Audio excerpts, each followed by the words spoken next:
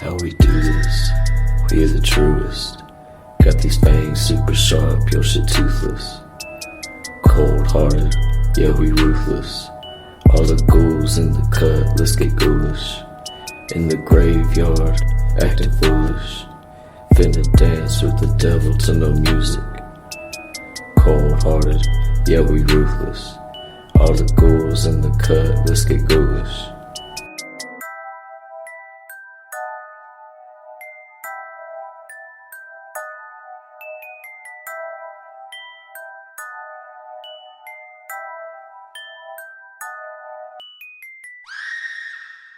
Hello and welcome to a brand new episode of a podcast called Ghoulish.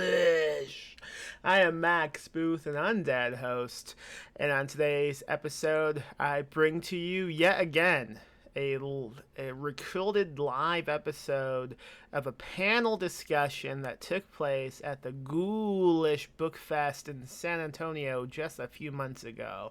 On today's panel, we have Zach Chapman, John Baltisberger, Brian Asman, Kashumbil, Shane McKenzie talking about Hill comics, spooky comic books, baby. We actually did a spooky comic book episode a few weeks ago, maybe even a few months ago, with Zach Chapman as the only guest. Really good episode. We spent like 2.5 hours or something like that just talking about the history of Hill comics. So if that sounds fun, I recommend going back into the podcast feed and listening to that. But today's episode is more of a quick little dive into Hill comics, what it takes to make a comic, stuff like that. We have Zach as the moderator and several other panelists that I've already mentioned. It's a fun episode. As I've disclaimed in previous festival episodes, the sound quality is sometimes great and sometimes it's not really good. I've done my best to clean it up. I think everything in this episode is pretty easy to listen to. So if you have any trouble, I apologize. This is it. If you enjoy this panel episode and the other panels that you've listened to, and you want to watch these panels live in person next time they happen, great news. Since the last episode of the podcast, I have announced that Ghoulish Book Fest 2023 is officially happening. Go on over to ghoulishbookfest.com to get a badge. It will take place April 14th, 15th, and 16th of 2023 in downtown San Antonio. We expanded it from 2 days to 3 days because we want to have more fun next time, baby. So now it's 3 days. That's what happened. Badges are available now. We will be announcing some guests of honor pretty soon. Ghoulishbookfest.com. All right. Let's listen to this episode of a podcast I've called Ghoulish from the very beginning. This is a panel on horror comics, and we'll just introduce ourselves. Brian, would you like to introduce yourself? Yes, absolutely. Brian Asman, author of the viral sensation Man, Fuck This House. And I've also done some comics work too, and that's available for sale at my table downstairs in the vendor room. Awesome. And John Baltisberger? Man, my only viral success happened in 2019, but I'm John Baltisberger. I'm a publisher. I think comics are neat. Awesome. Well, I'm the moderator. I do indie horror comics. House of Blood is on sale downstairs. Volume 1 will be out in like 2 months. At some point I'll have a website. You can follow me at TrappyZach if you want to learn more about House of Blood. And Shane? Hello. I'm Shane McKenzie.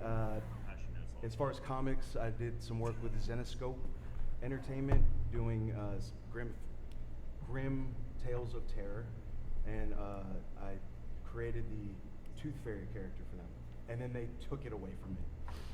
I've been doing some my own creator-owned stuff, and am talking with Aftershock Comics now for some possible things with them in the future. And CS? Yeah, my name is C.S. Humble. Pen name, my name is Seth. I cut my teeth first getting published in independent comic books for an Austin-based company called CCP Comics. We did the whole con scene for a couple of years. Primarily, though, now I'm a novelist and avid comic book reader. So. Awesome. So Max really wanted me to get into the history of comics, and so I'll try to keep that super, super brief because I have a whole like 2-hour episode on Ghoulish. If you want to know like full history of how comics were conceived, check out that Ghoulish episode. But basically, horror comics started right around World War II. What was really popular was superhero comics. And after World War II, superhero comics tanked. Crime comics started getting really popular in the late 40s, like 48. And they got more gruesome and gruesome until about 49. And then they just basically kind of spun into horror comics. And these things were like gigantically popular. Like we think indie, or we think like horror is popular now, but it was insanely popular back then. Like there were so many dozens and dozens and dozens of publishers in the from 49 to 54, and that was kind of like the heyday of when horror comics like Creep Show and all those things that EC Horror and all their spin-offs, and then basically there was a moral panic. Seduction of the Innocent happened with Frederick Wortham. And Brian, I know you know a little bit about Seduction of the Innocent, so can you kind of like explain a little bit about that? Yeah, so essentially there were all these congressional hearings and moral busybodies ruining things for everyone like they always fucking do. And that led to the creation of the Comics Code, which is that little box you used to see on comic books. I don't think it's really on any modern comics anymore. Yeah, they dropped out in the 70s. DC and Marvel have dropped it. But that kind of essentially delineated what you could and couldn't do in comics. And so there were a lot of things like even like mature themes that you just couldn't address.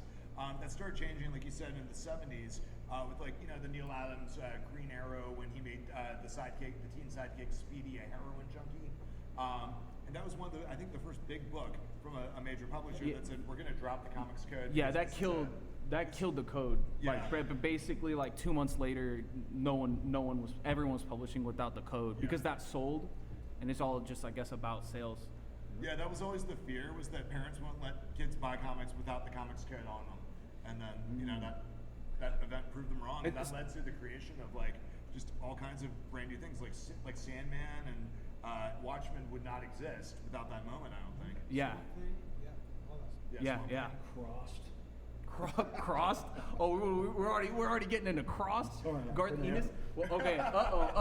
You get pissed at this guy. I don't want to talk about Garth He Ennis. said before we even got on this panel, he goes, "Hey, I want a topic. I want to talk about how bad Garth Ennis is. So let's talk about how bad Garth Ennis is." Is it Enos? Garth Ennis wrote the first volume of Crossed. No. Is Ennis. his name Ennis, or Anus? Bro. Sure. Anus. I mean, that almost sounds like a character from Spaceballs. Garth Ennis. So I love Garth Ennis. I like Crossed. Crossed is like the most. That's one of the wildest books I've read. Yeah, it's fucking nuts. It's like his take on zombie horror, but it's like a true sicko's take. Mm-hmm. They basically, instead of like a zombie virus goes viral, it's like a sicko virus that makes people just like crazy little mini Garth Ennis's. But yeah, so let me see. So C.S. Humble, I had a question from the audience. All right, Tomb of Dracula, second to last issue, gets turned into a human and eats a hamburger. How do you feel about that? That was a question from the audience. How do I feel about Dracula eating a hamburger as a human? Yeah.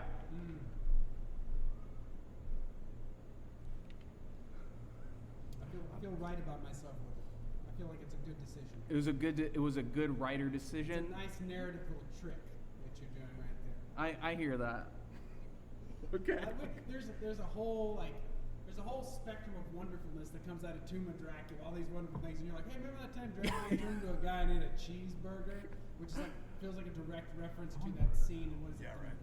That would be what I remember too, though. Yeah. Or my grandfather is a vampire, whatever it was, where they take him to the McDonald's and they squeeze the blood out of the hamburger. I do. Dracula have to bug a guy to get the money to buy the hamburger because he never has any money because he never gets to worry about when he's going to eat. So the audience is aware that someone, and by the way, that's not the person who asked the question. That is not the person who asked the question in the Discord. It's a good audience. This is a good audience. They're aware of their horror lore in comics. So that would be 70s comics. I guess we could get in it. Like, does anyone like any 70s? I mean, there was still code, and so that stuff's pretty tame compared to the 50s. But like, I love Tomb of Dracula. I love I like the Mummy that Marvel was doing. They were doing cool stuff. House of Secrets and House of Mystery. Those are great. Like, I took a lot of inspiration from them on House of Blood. That's anthology horror. Do y'all have any like? So I got into comics because my dad gave me his comic book collection from when he was a kid, and you know, the shitty thing is I didn't know what it was at the time. I was just like, comic books, yeah. It was a lot of Mad magazine from like the Reagan era, and like I'd read them and I'd be like, hey, this is funny. My dad, I'm like, why is that funny? Why is making fun of Ronald Reagan funny to you? Because I'm like 7, and but mixed into that, all those Mad magazines were like Tomb of Dracula, Son of Satan, and a lot of other just weird things that I remember at the time because my mom had raised me as a Baptist living in Texas. Like, can they legally do that? Is that allowed? And it blew my mind. Somebody is a Baptist in Texas? That's what I thought. I thought the same thing. Is it allowed to be Baptist here? But it blew my mind as a kid that was like, Son of Satan had been allowed to be printed, and probably I have a very definitive person I blame for who I am today as far as writing and reading, but I bet the seeds were sowed with Son of Satan, really. So I kind of want to get a little into some shop talk on like how to make comics. So Shane, you've been writing all kinds of different styles. So you in different mediums. So you've been doing scripts for TV and film, and you've been doing prose, and you've been doing comics. So I would like to hear you discuss the differences, the constraints, and the freedoms of specifically comics and how they compare to those other mediums that you've written in. Okay. Yeah, I would say writing prose. Do y'all hear that hum? Yeah. Okay. It's me, sorry. Yeah, prose is like you're helping everyone imagine the thing that you want them to imagine, right? That's when I think of prose. That's the whole point of it. And then with movies, they don't have to imagine anything. So you're helping the people who are going to make the movie imagine the thing. And then with comics, you're doing it with the artist. But what I love about comics is that you're also kind of the director.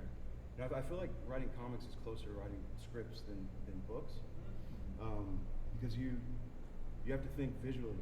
So it's you have to have your story and your dialogue and all that, but then how do these panels lay out on the page visually? What would be a cool way to arrange them that maybe could fit maybe the theme in some way or the energy of that scene?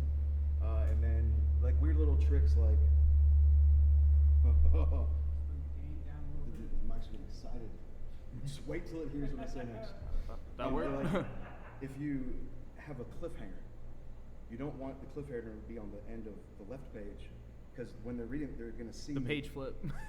that on. So you want it to be the page flip. So just little things like that, and then even angles of camera shots. You know, so if you have a scene with two people talking, when I write a script or a book, I'm letting you imagine that however you want. I'm just telling you what's happening. In a comic, kind of I want to let the artist imagine it, but if I absolutely know what I want to do, then for whatever reason it is, maybe it's for dramatic effect, or maybe I'm revealing something the characters don't see. But that to me is pretty satisfying. I see the script as like this internal document that's basically for maybe two people. Like it's for an editor and it's for an artist. And so a lot of when I'm scripting, I'm speaking like directly to an artist, and they may, depending Call them by name even. Yeah, they may depending on the artist, like they may want specific things, and sometimes, you know, they may not like being constrained to like a very, very long descriptions, which is typically I do full script. I'm not sure if you guys do full script, but I do full script generally, unless there's a specific artist that I'm working with that I know it's not good for. So I was wondering, is anyone, and this is a question for everyone on the panel, like when you're working with a specific artist, do you have a Marvel method, which is basically a Stan Lee kind of very low, you know, it's not a full script. It's a pretty basic approach, and then you basically go back and dialogue later. CS, do you want to take that one? Yeah. So it all depends. So whenever you're working with your penciler, which is typically the person you're writing the script for, right? The person who's going to see your script, and so the Marvel method is Stan Lee's writing like Iron Man and the Hulk, they fight. Make it like one of them goes through a building. Yeah. And then they just bring the pencils or the inks to Stan Lee, and then he would just be like, he says this here, and he says this here. Yeah. Oh yeah, it's because he was writing. He was on like 8 books, and so Right. he basically plotted, and Jack Kirby did Right. most of the writing, and then he would dialogue it. Right. So Jack Kirby's probably the greatest cinematographer who never made a movie. Yeah. Like Jack Kirby, and so. And like, Steve Ditko and those Steve other guys Ditko, too. Right. And thank you for Brian. Thank you for mentioning Neil Adams, who recently passed away. One of the champions of comic books for the last 45 years.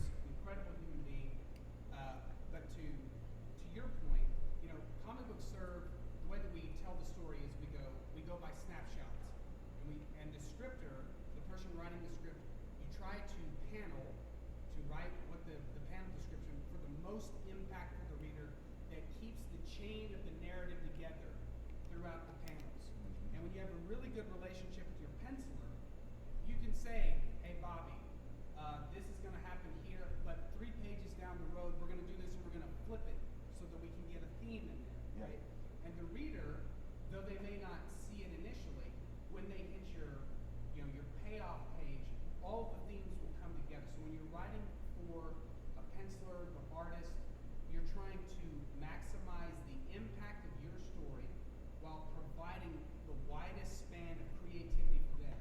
Because your penciler will oftentimes, they're a visual artist. And so they will oftentimes say, I know you want this from a worm's eye view, this is going to work better if we do this in a silhouette shot. And so there has to be a trust between the script writer and the artist. Yeah, I think that's one really important thing that you just brought up that we need to remember as comic book writers or aspiring comic book writers, is that like with a movie script, the audience for that script is the director, the actors, the cinematographer, the prop people, yada yada. The right? executives. You know, yeah, the executives. Right? But like, you know, it's a blueprint, right? So That sounded like some PTSD right there. I'm fine. If you're a comic book writer, your audience is not the comic book fan. The finished comic book is for the comic book fan. Yep. Your script is for the penciler, the inkers, and for the the letterers, frankly. And that's something that you also need to remember, is that as you're writing dialogue and composing scenes, if you're doing like the full script method, you can't jam all this dialogue and all this action into 12 panels on a single page, Right. necessarily. So you have to be kind to these people that you're collaborating with, basically. Hey, when you said, okay, speaking of collaboration, Brian, Yeah. I got a question on that. Like, okay, you just said 12 panels on a page. I don't know if you ever made that mistake. I heard that the first time that, what's his name? Silent Bob wrote Kevin Smith, the first script that he did for Daredevil, he had like these 20 panel pages and shit, and he was just crushing the artist's brain. So I was wondering, on collaboration, aside from like specific amount of panels, like how many people are you collaborating with? You mentioned like a couple of people, and what's it like getting, going back and forth? You send them the script, and from there, what is it like when they, what's the response to that script? Because it's not, in my experience, that's not always where it ends, right? Because you have collaborators. It's not. Yeah, exactly. There is a back and forth. It kind of depends on who you're working with and what your relationship is. So like the artist that I work with the most, this guy Mark Vuletich, who did a number of the comics that I have for sale downstairs. We have like a really like symbiotic relationship. So like he takes what I'm doing, and then like he'll go through, put his own spin on it. If he has specific questions or like, okay, why did you make this decision? Why do you want to show this particular shot? We'll talk about it. But generally, like it's one of those things where like it's a very effortless collaboration because the finished product comes out looking way better than what I envisioned. Like he's very good at adding in little details that communicate story and things like that. So that's it's a pretty good collaboration, but not everyone is like that, right? So sometimes you have people that you will have kind of a back and forth, and the artist will say something like, well, no, it really needs to be this way. And you're like, well, from a story perspective, it has to be this way, and then you have to find that third way. Right. Unless you're someone like wrote Swamp Thing, Alan Moore. Alan Moore, when he writes a comic book script, he writes down every single detail. We're talking like 40,000 word scripts for a 24 to 48 page comic book. Yeah, he'll be talking about like the ruffles and the blinds over there, and the number of chairs along the wall, and one's at the specific angle, like. Yeah, but most comic book writers aren't also chaos magicians. That's Yeah. That's a good point. Hey, well, Worshipping there's gods. also Grant Morrison, who is also I said a chaos most, not two very famous chaos wizards.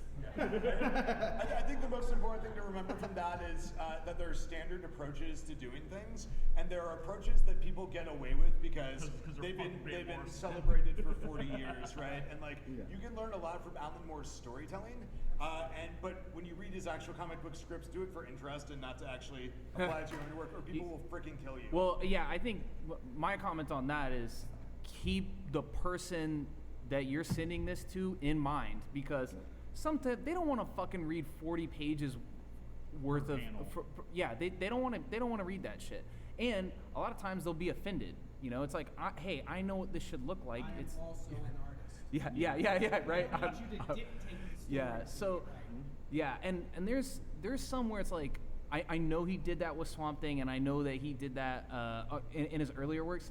I suspect that he didn't do that with Promethea just because of how bananas those layouts are. That's all written out insanity, and you pretty much have to take a psychedelic drug to be able to read it. Yeah, man, that's wild. I don't know. Where can I get it? Yeah, where can we? Where can we get LSD? Is also So after the show, we're going to be dropping some acid and reading a script, guys. Right, and you make a great point. Alan Moore is a guy you can learn the most from by looking at the finished product. But if you want to look at like pure scripting to learn people from, Brian Azzarello is incredible.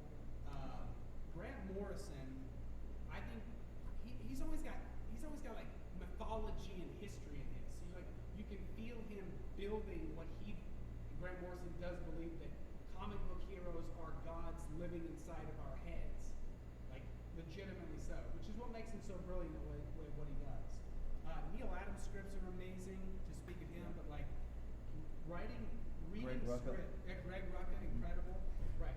These are all things you can learn from, but the best, at least one of the things that was most valuable for me is when you go through the history of comic books and you see the evolution of paneling. Paneling is so much to being able to tell the story, from where you'll see there was a popular time when everything was it was 2x2s, and then all of a sudden it was like 3x2s, and now Moore's like, check out this fucking 3x3 that I'm gonna do for 9 pages straight.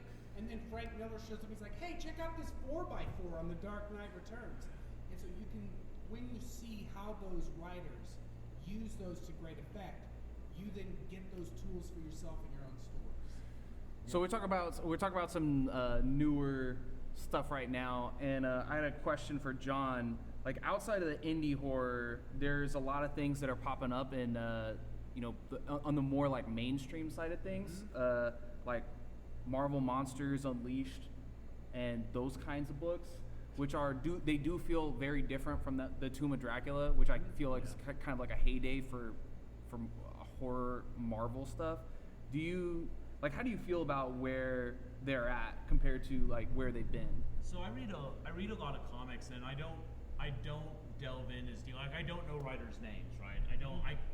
I talked to Zach the other day, and I was like, hey, what did you feel about this comic? And he was like, that has this writer and this artist, and that combo just doesn't work for it. Like, I don't grok the industry as well as you do, right? So I love giant monsters. You may not, like, if you know me, you know that. So when Marvel was like, we're doing a kaiju thing, I was like, I'm there with you. Let's go.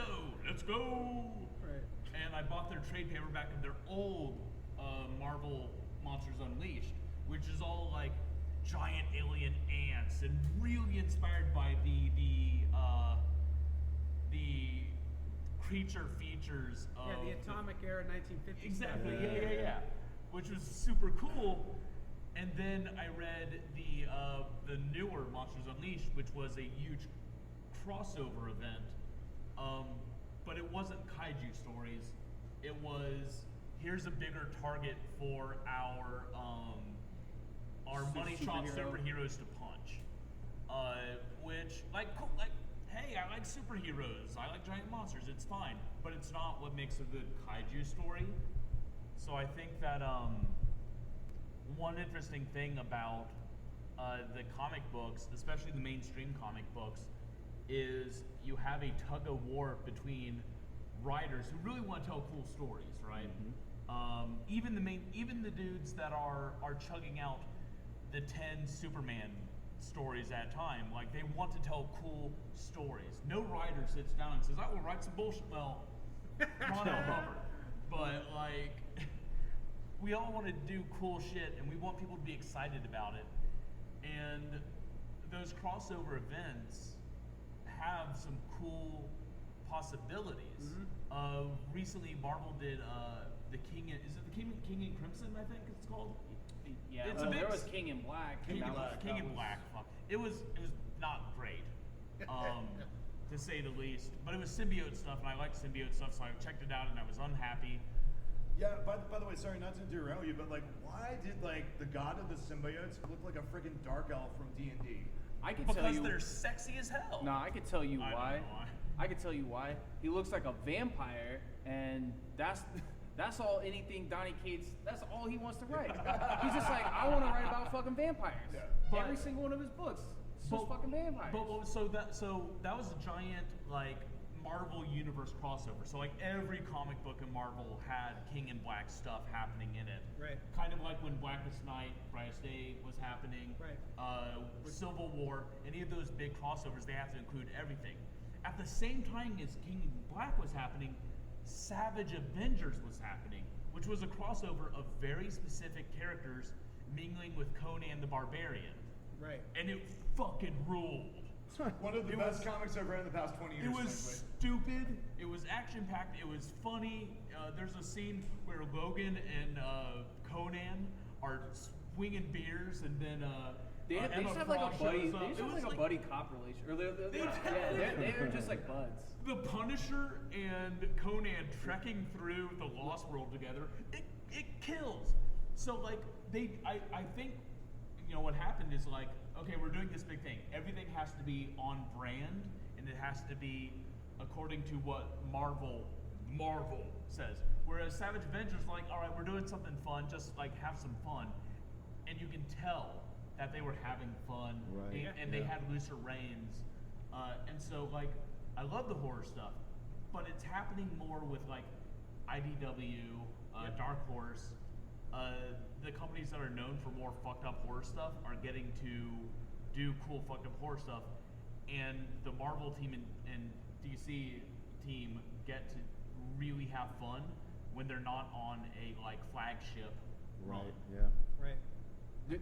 Okay, so there are a couple of like kind of mainstream books that I feel like are good representing our genre well, and that are at the big publishers. One of them's DC's Hill House Comics. I don't know if you guys have read those. No. It's Joe Hill. He has this I shit. think it's like an imprint, Yeah. and they sell like a box set now. I think it's like $60, but it's like 6 trades, and they're all excellent books. I feel like that really it's a high point of horror comics. But again, they know Joe Hill will make money.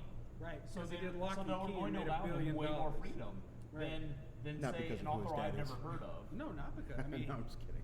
I mean, no, but right. I mean, Joe Hill specifically, he does Lock and Key.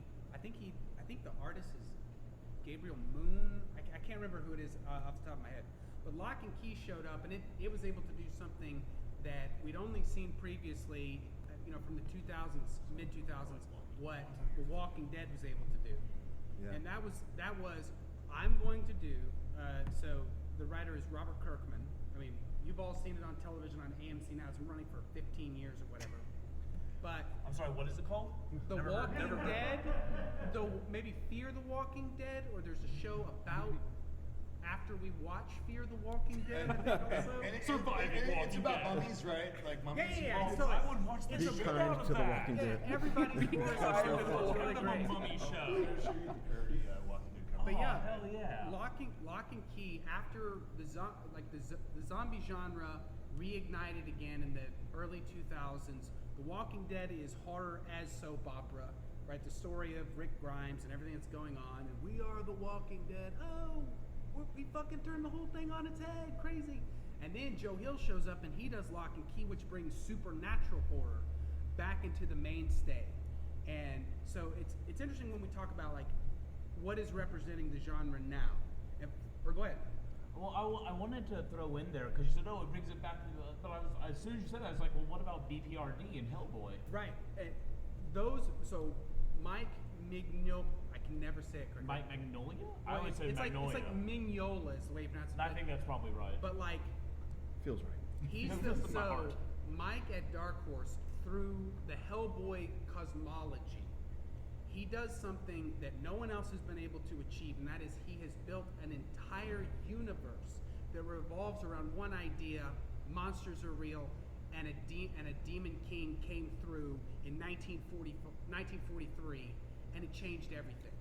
And no one is a better supernatural horror writer than him, since maybe Manly Wade. Do you mind if I ask a question to the panel? Yeah.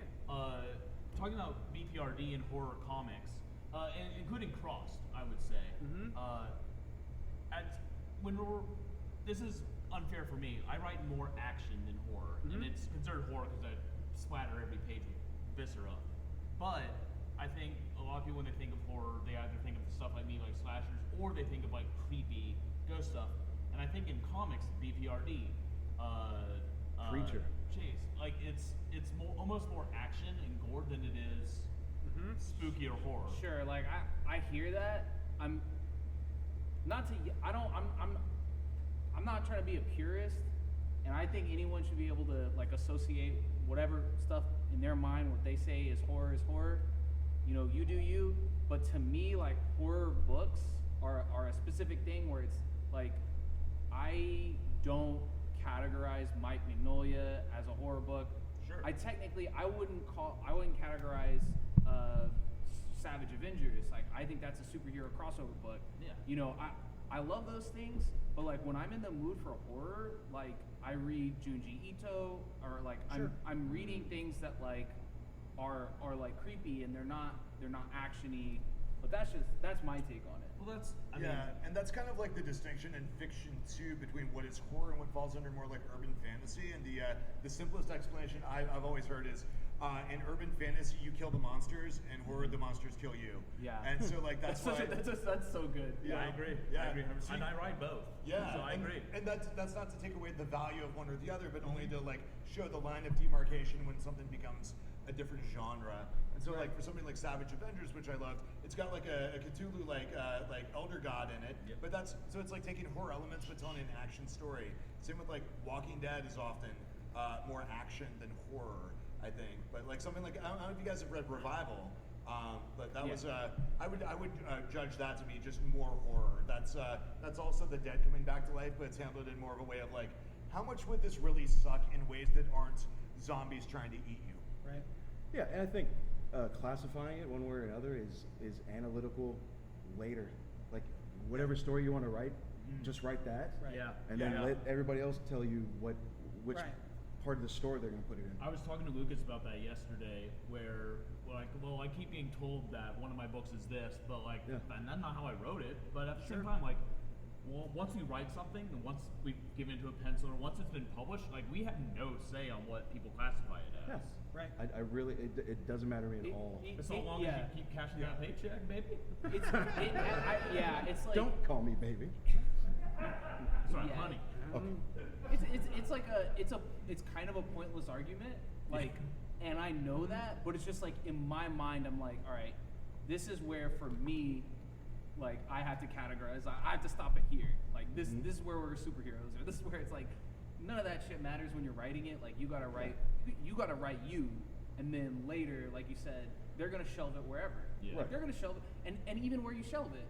Man, who doesn't gives a matter. shit? Man, that doesn't matter either. It's fun to talk about, Every comic- but every when it comes comic to book writing and variety creating, gets it doesn't matter. It's a semantic argument to talk about all Yeah, this. it is, but I also think when you sit down to create something, like there's certain ways that horror works that are different than the ways that something like an action thing works. Yep. And like, Yeah. I think there is some value, not in necessarily tightly characterizing things, but understanding how different forms work and like psychologically, especially when it comes to comics, because comics are more, I would say more so than movies, and maybe more so than books even. They really engage the reader's mind. That's how they literally work. I'm not sure if you guys are familiar with the concept of closure, but if you read Understanding Comics by Scott McCloud, that's the process in which your mind fills in the blanks between panels. Yep. That's why you're not looking at a static series of images. And that's why comics work for you in the first place. So I think comics engage the reader on just a, maybe not a more intense level, but just a different level than other mediums do. So, Yeah, absolutely. that's one of the things that are great about them, and these are all just things to be aware of as you're crafting them. So, okay, back to craft.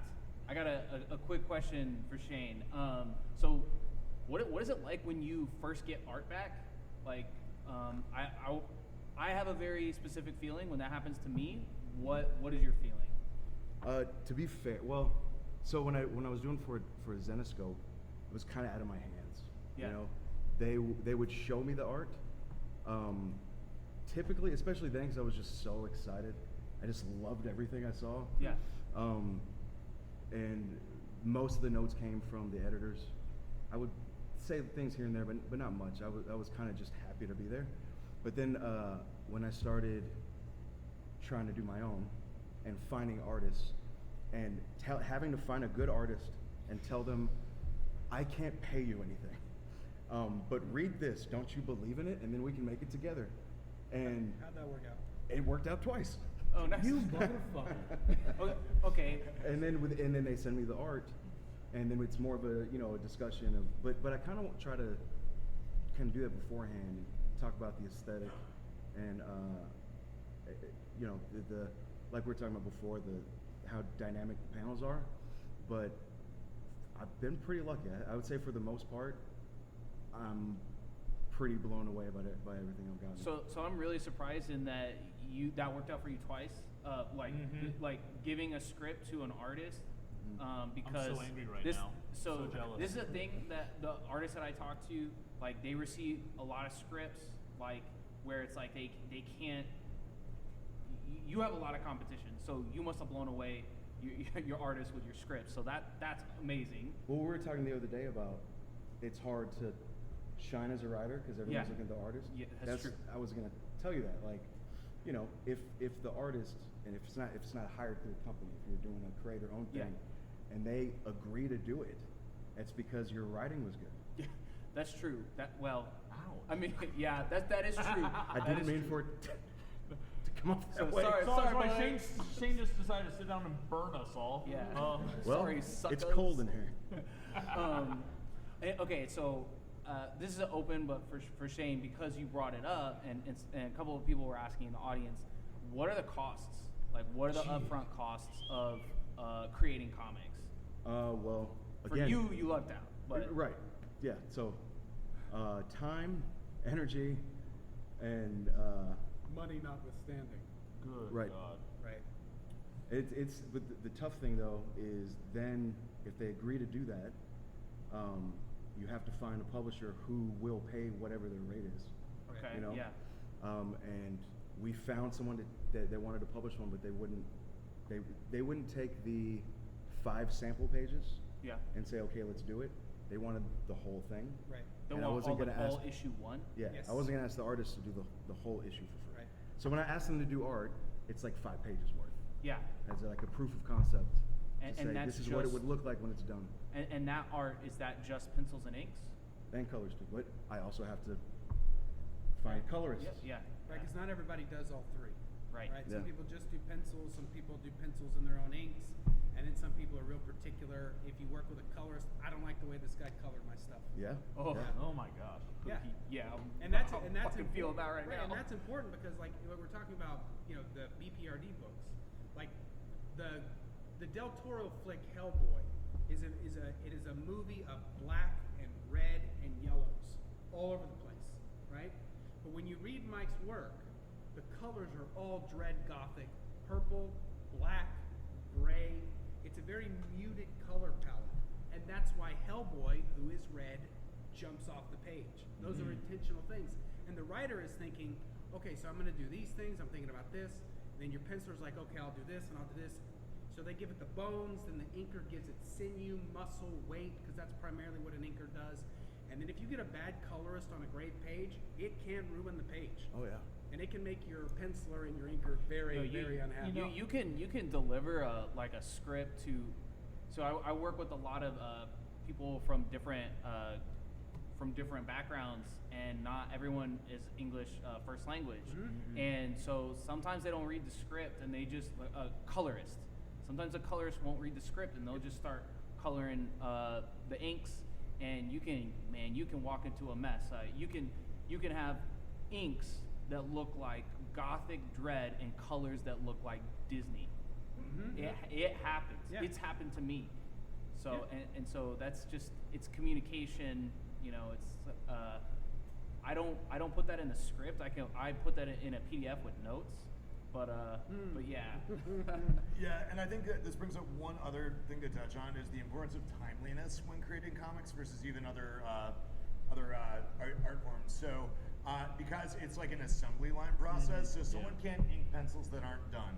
Someone can't color in drawings that aren't inked, right? So it's an assembly line process, and that's why it's so crucial for every person to get their shit done on time. Otherwise, the entire process breaks down. And I think a lot of time when you see stuff that doesn't work at the end, that's because everyone ran short on time. Got to get this to publication, and you don't really have time to like really figure out what this should look like. It's just kind of like, let's make it happen. There's books on the shelves that are professional Marvel books that have 2 or 3 different colorists and 2 different inkers, and it's just can't because it's tell. like, sometimes it's like, oh man, I like this looks totally different, and then sometimes you luck out and it's hard to tell.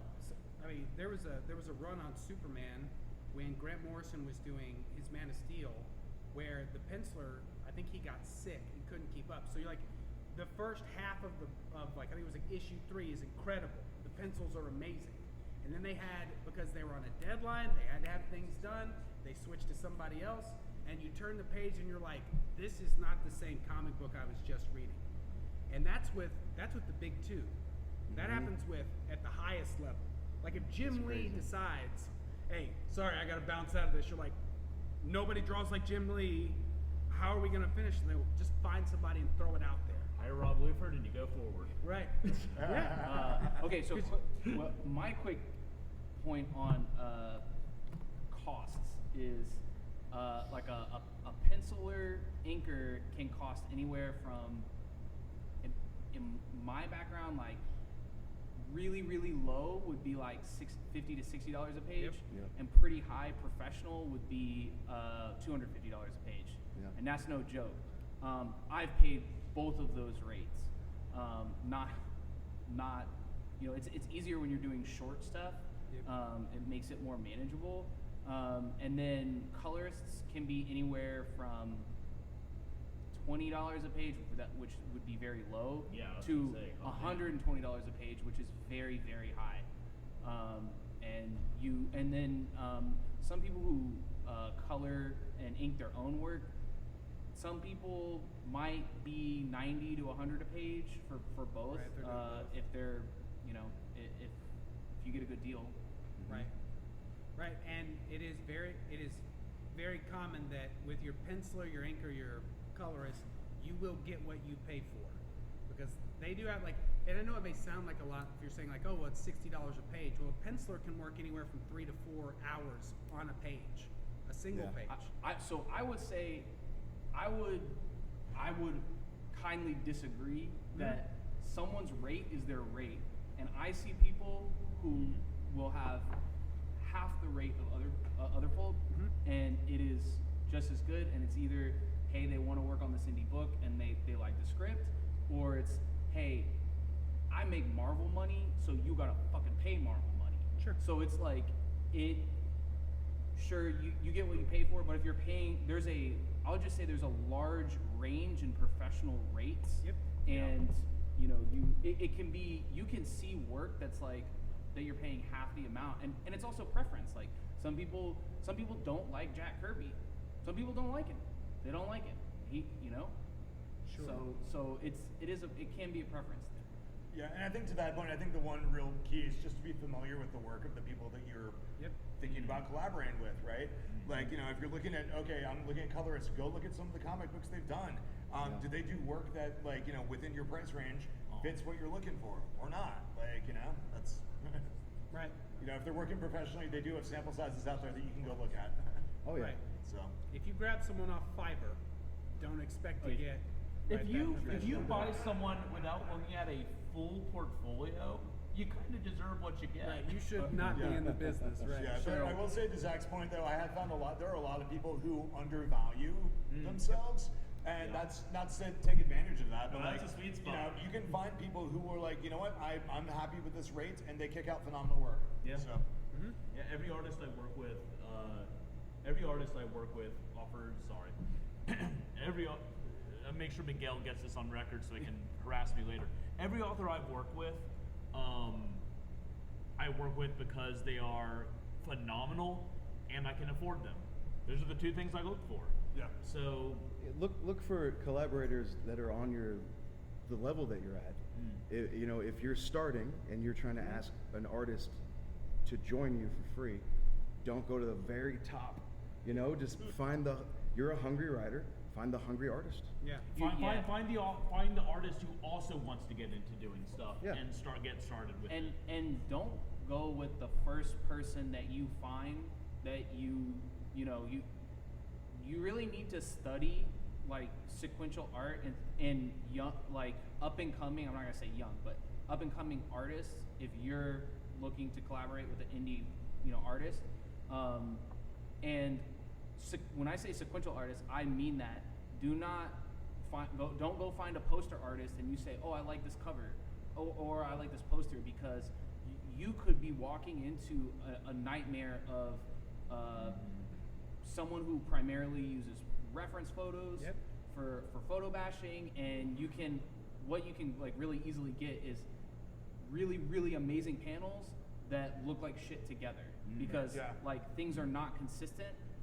There's a big difference between being an artist and being a comic book artist or a sequential artist. It's a different art form. So just keep that in mind when you're looking to collaborate with people. Yeah, it's kind of like in prose with cover design, right? Where cover design is such a specific talent that anyone can create a beautiful painting or image. Not anyone, but like there's a lot of people who can create a beautiful paint or image. They have no idea how to lay out the words on the cover and make it pop, right? So sometimes you see people like engaging with like a cover designer and like an artist at the same time. And we haven't even mentioned like there's another person in the process called the letterer. Yeah. Like, and if you've got a book that looks great, sequential art is great, and you've got a letterer who covers up every cool thing that your artist Right, did. yeah. Like that's another The person who's big balloon. Yeah. Yeah. big balloon. Yeah, which is my point about when you're writing the script in the first place, you really do have to have a good sense of how the finished product might look. And like, you know, if you have 9 panels on a page, you can't cram so much dialogue in all these places. Right. You know? Yeah, you can't have 9 panels that are covered in dialogue and a fight scene on the same page. It's just it won't look right. Like the dialogue will cover the fight scenes, so you have to balance between, okay, if this person is punching this person in this panel, do not have like 3 or 4 bubbles and a back and forth. Like you can't have an like an ABA conversation. Sometimes you can. Yeah. And if you are committed to doing this, go back and read the early issues of Spawn, because dear God, there's a lot of dialogue in every page. Don't do that. Don't read those. What the fuck, man? No, he's trying to hurt Like, you. how do I fit in 30,000 words of dialogue into a single comic issue? Speaking of Alan Moore, jeez.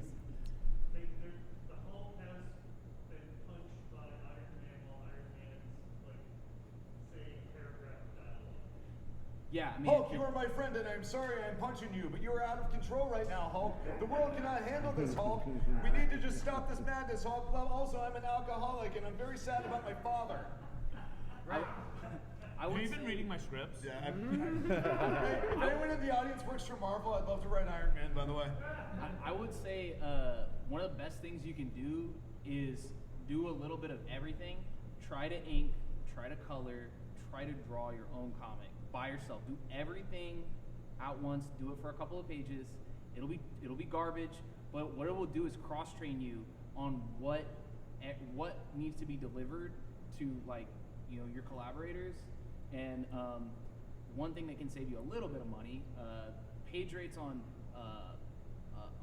letterers are like $10 to $15, and I letter my own work, so it's that saves me money, and I do a lot of design too. If you can, it takes a while to learn, but it is something that's definitely doable. If you're trying to cut back on costs. As a publisher, I had to teach myself cover design, lettering, layout, which is layout is really hard, and It's a skill. And if you don't know where to look, you can get completely fucked sideways on cost. There's affordable options that are really good.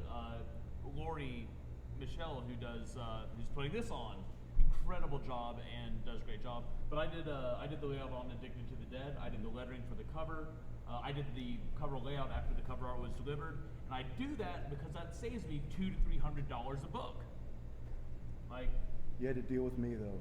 yeah, but at the end of the day, I'd rather deal with you and have $300. It's true. You're crying a lot, but you have $300. And there is, if you're ever thinking about getting into comic books, and it's wonderful, the people who work in them, there's an adage that is very helpful, and that is, when you're doing it, get ready to hurry up and wait. Oh yeah. Because making a book takes a long time, and making a book great takes even longer. Yeah, because oh man, I can't tell you. I've been working on this book for there's a book I've been working on for 2 years, and it's only 5 issues, and I just wrapped, because it's like, the better your artist is, the less likely they're gonna want to work with you if you're an indie writer, right? Yeah. Like if you're trying to fuck with Marvel artists, they don't got time for you. No. Like they'll be, I'll work on this in between pages of like whatever big thing that I'm working on, but yeah. So for Right, sure. because because an artist can do your book once, and then you go to a convention. Marvel, DC, all the big guys, they send scouts to look at portfolios of artists. And so you might get 2 issues into your series, and they're like, And then hey, you want to come and do Detective Comics number 5? Yeah, they're gonna say, "Fuck yeah, I want to do that. Yeah, I want to see you get, later." I want to make $250 a page, and Right. and then say bye bye to your indie book." But yeah, I mean, and that happens. So sometimes either you work up a contract or you're buddies with someone. Well, hey, we got just a couple. We got like what? We got 7 minutes left. 6 minutes 6 left. minutes left. I want to open this up for questions. If anyone, is that something that we do here? Not him though. So, I'm asking you guys, what do you think about going from the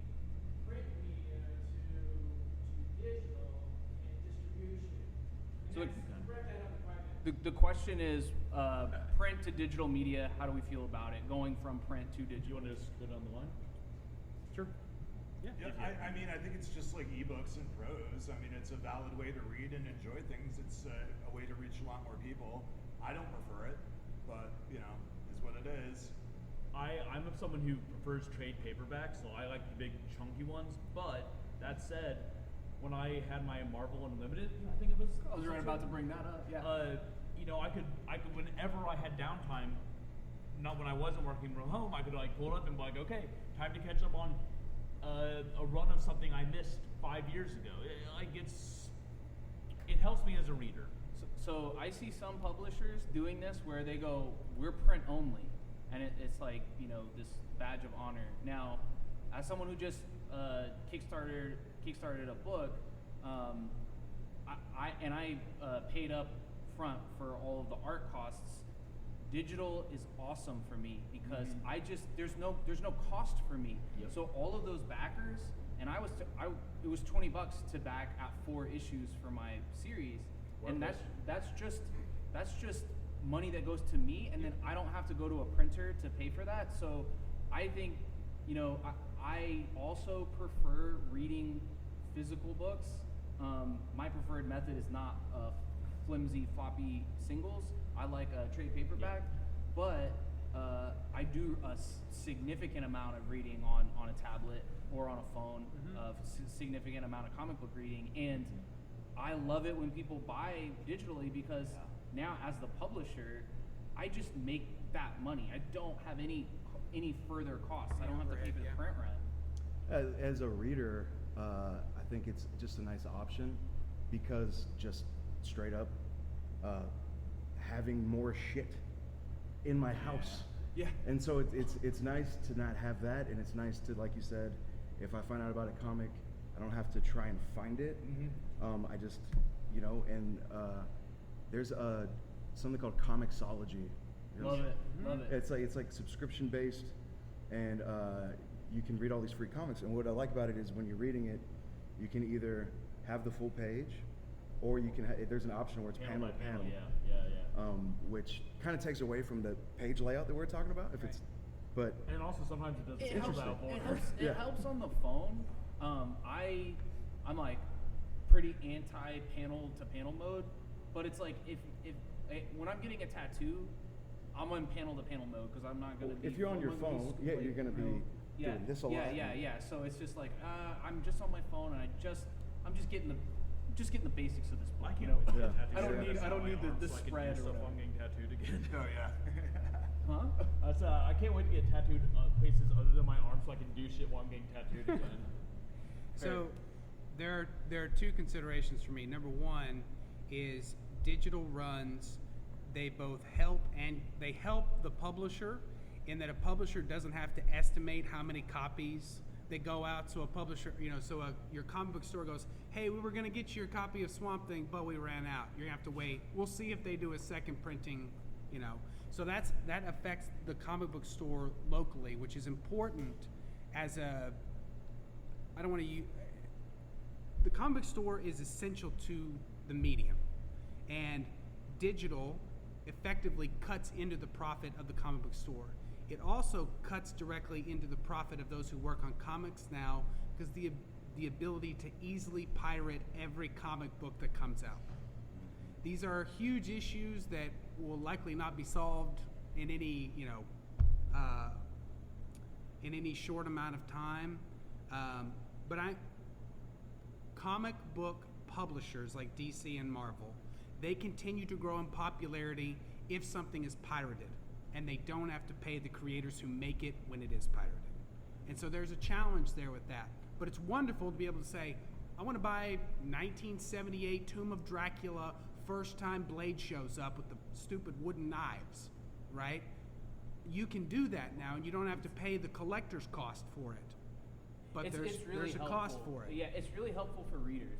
I'll say It it's is. really helpful for readers. It is, and it also, if anyone has to take the cut from it, it's the creators and the people who work on the book who primarily get shafted. So that's a downer note. Do we have one more very quick question? Comic books are great. One more quick question? No? Why do you guys Hey like Brian, what do you horror got comics? downstairs? Feel free to pirate my book. Oh, what do I have downstairs? I have a beautiful bound volume of the comic Tales of Horrorgasm, which is kind of like a Tales from the Crypt style anthology. I have a bunch of comics in there. I also got a bunch of books, so come check it out. I released a new tabletop role-playing game today, available only on godless.com, called Godless League Adventures. It's about superheroes and ultra-violence. So if you do gaming, go check that out. Great. Follow House of Blood on Kickstarter. It funded last month at $7,000. We'll do another Kickstarter probably in 2 years when I am able to put another one together. We're plugging. Yeah, sure. Yeah, I think so. Okay. That's what I did. Yeah. You know, I'll be at my table. Great. So, like I said, I'm primarily right now a novelist. My book is the limited print run right now is through Ghoulish Books. It's All These Subtle Deceits. It's a possession horror novel with other books forthcoming.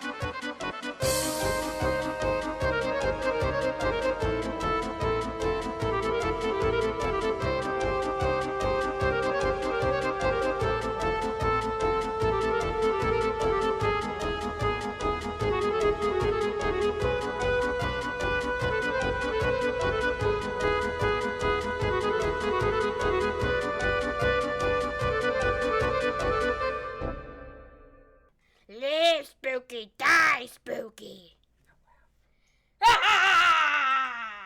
Rest in peace, Max.